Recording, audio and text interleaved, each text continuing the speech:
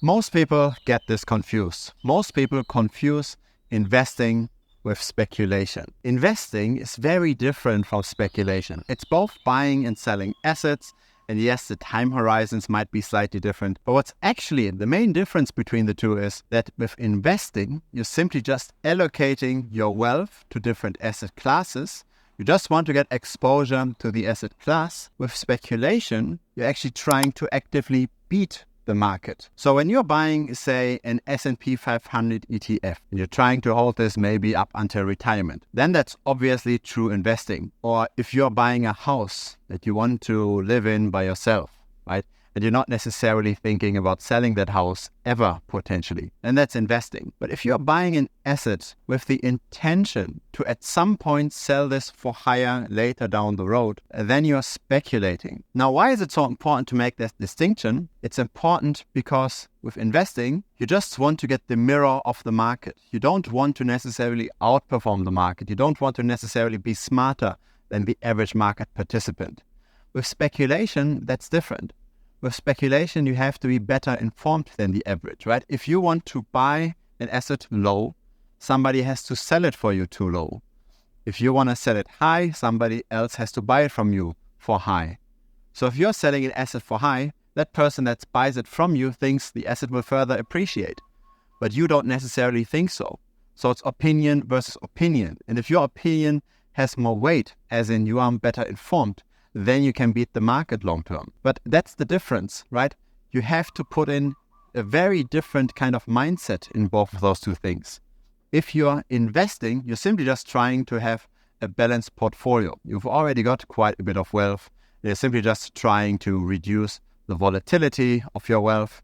You're maybe trying to take some advantages of, say, sudden drops in an asset class, then sell one asset class for another, rebalance your portfolio. That's investing. But for speculation, you have to put in the effort to actually become better than the average.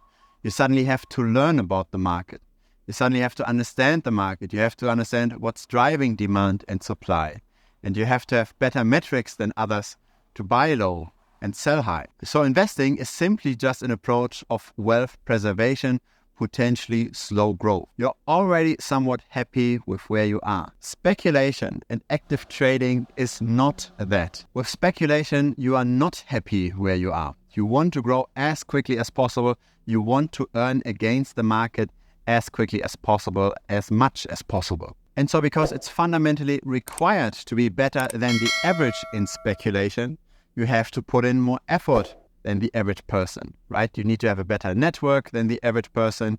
You need to have more skills than the average person.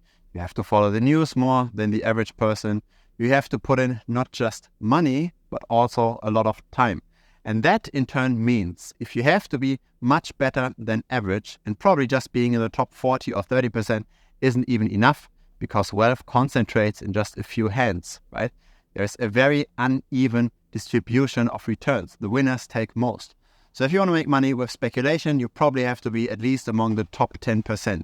So you have to put in the effort that's equal to the top 10% of all people in that market. This video is sponsored by the Premium membership. I never take any money from any crypto project. I never take any affiliate links from centralized exchanges. I never pump and dump coins. Instead, I offer valuable tutorials in the Premium membership. Feel free to check it out. If that's the threshold, that in turn means that you can't beat every market.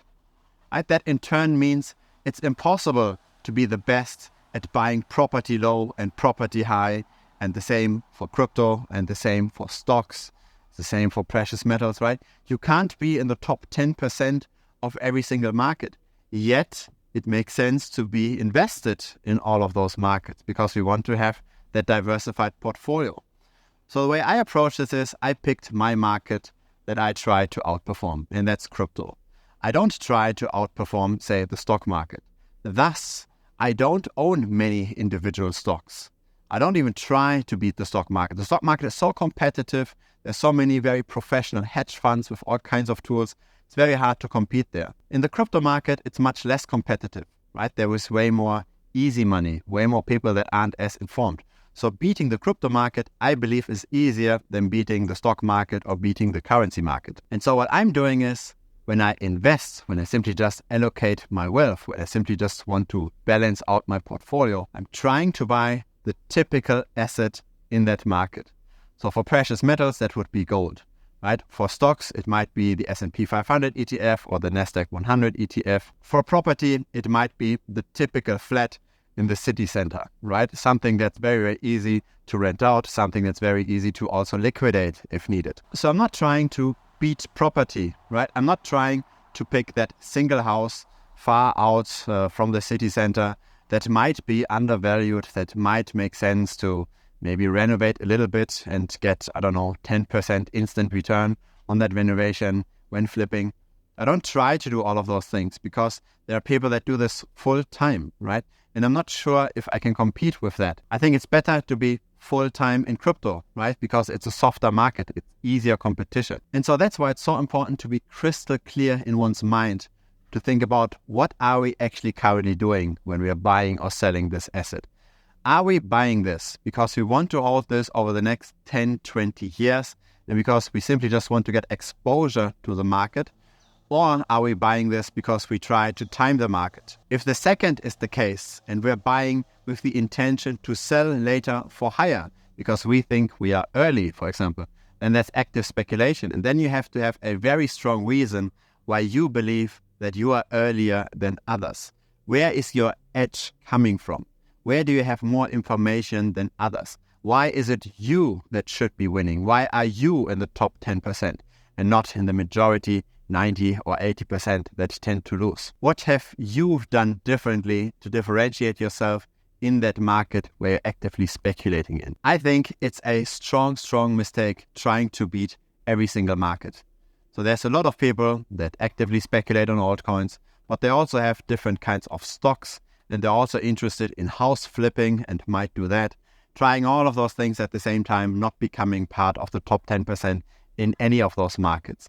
I believe it's a mistake to spread your attention too wide. I don't believe it's a mistake to spread your investments wide, again, because of rebalancing, because of having low volatility in your wealth.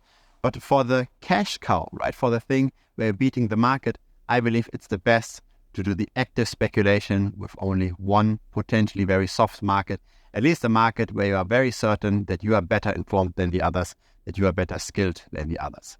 If it's your first time here, feel free to subscribe. I publish here regularly. A like would be very much appreciated as well. There's also a Telegram. Feel free to check out the Telegram. There's a link directly down below. See you over there. Cheers.